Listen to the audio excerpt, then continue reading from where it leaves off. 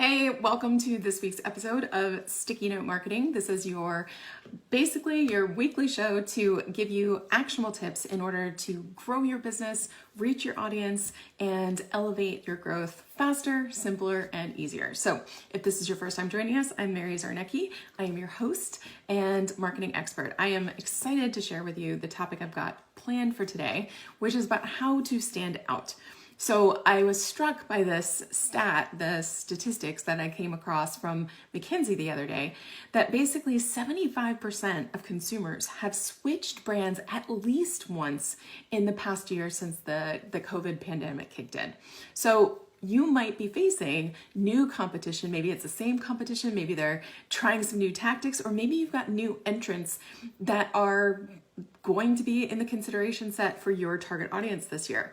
So it is more essential now, even more than ever, to make sure that we are maintaining that relevancy. How are you standing out? How are you staying relevant? How are you standing out from the crowd and staying out of what we call the sea of sameness, kind of that snake pit of sameness where you don't seem very different from a substitute or a competitor, and your target audience is basically, going to go one way or the other.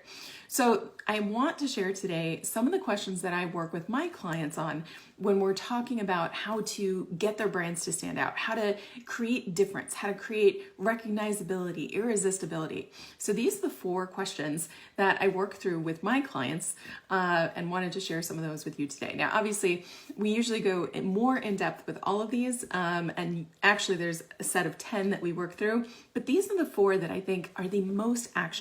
So that's why I wanted to share this with you today. All right, so number 1 question you need to ask yourself about your business is my messaging resonating with my target audience? So looking at how are you talking on social media, in your emails, in your advertising, in your website, all of your copy, all of your messaging, is it resonating with your target audience? Are you speaking their language?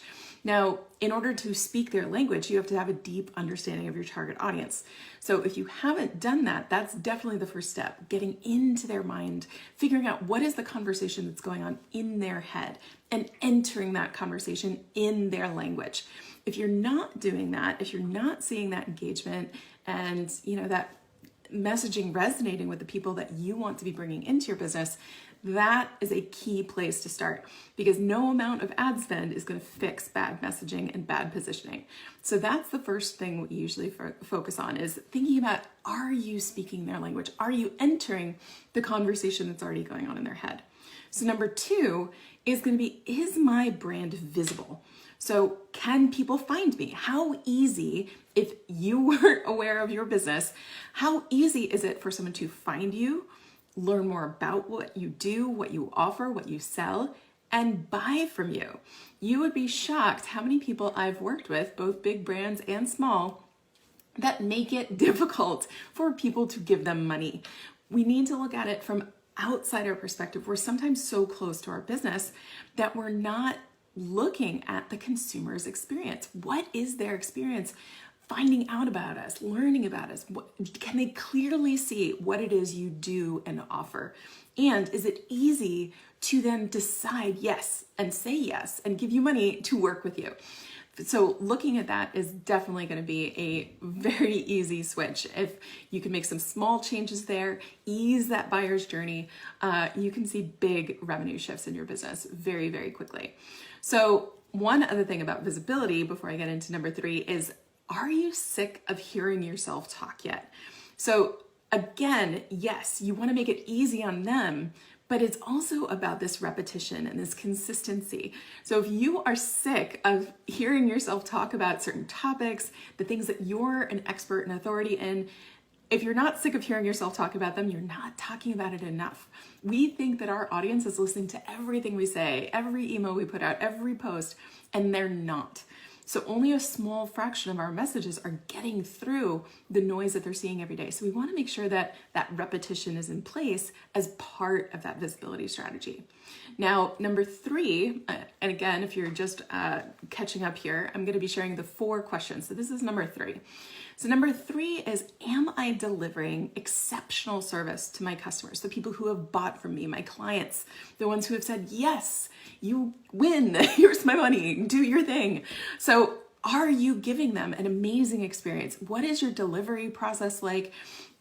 How do you reward them? What is your customer service like? So another stat, just because I'm a little bit of a stats geek, so 54% of customers have higher expectations now than ever before for customer service. So they have said in this report that basically customers are saying, yeah, over 50% of them are saying, yep, I have higher expectations now. I want greater service, not less. So they're looking for this customer service, this level of delight. But how do we actually deliver exceptional customer service? How do we create these delightful moments unless we know what is delightful? So again, it goes back to that understanding of your target audience. You have to understand what is delightful to create a moment of delight for your audience. So looking at how are you treating the people who have said yes, who've signed up to work with you, to buy from you, how are you treating them? And are you continuing the journey with them once you've gotten them into your world, into your business? So it's way more expensive to get new people into your business, right? To acquire new customers or new consumers than it is to retain. So we always want to be looking at that. Are we expressing basically thanks? Are we rewarding them? Are we delivering that exceptional service? Now, if you are getting triggered by anything I'm sharing today, I would definitely invite you. Let's continue the conversation. I'm going to post the link to my Facebook group. I would love to have you in there. It's a great combination of both corporate executive professionals as well as small business owners and entrepreneurs. And we can continue the conversation on maybe going a little more in depth on some of these questions. So I'll put the link to my Simple Savvy Marketing group, and I look forward to continuing the conversation with you there. All right, so number 4, last but not least, remember we said, is your messaging resonating with your target? Number 2, is your brand visible? Is your business visible? And is it easy to find out more about you and buy from you? Number 3, are you delivering this exceptional service, this level of delight for the people who have said yes to you? Who are your buyers? Who are your clients? Who are your consumers? Now, 4 is going to be, are your values clear? And do they resonate? Are they meaningful to your target audience? So again, another stat, 71% of consumers have said that they prefer buying from brands and companies and businesses aligned with their values. Now, does that mean you have to go out and basically wave some flag that you're not a believer in? No. But if you do have specific values in your organization and your brand and your business, sharing that magnetizes, attracts the people who share those values. And these consumers, these customers, these clients want to spend money, want to build relationships and invest in businesses that align with their values. So that means that there are going to be some people that are going to be repelled if you start sharing those messages, if you start sharing what you stand for and who you stand with, because that also will tell them who you stand against. And that's okay. It's okay to repel people that are not right for your business, because that frees up more time, energy, and resources for you to spend on the people who are right. So those are the 4 questions. Again, I would love to continue the conversation over in our Facebook group.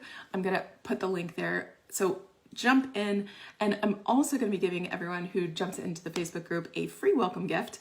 So make sure to leave your email so I can send that over to you as part of our welcome package to the group. And let's talk about how are we going to get your business, your brand, maybe it's even a personal brand, standing out from the competition and escaping that snake pit of sameness this year. All right, I'll see you on next week's episode.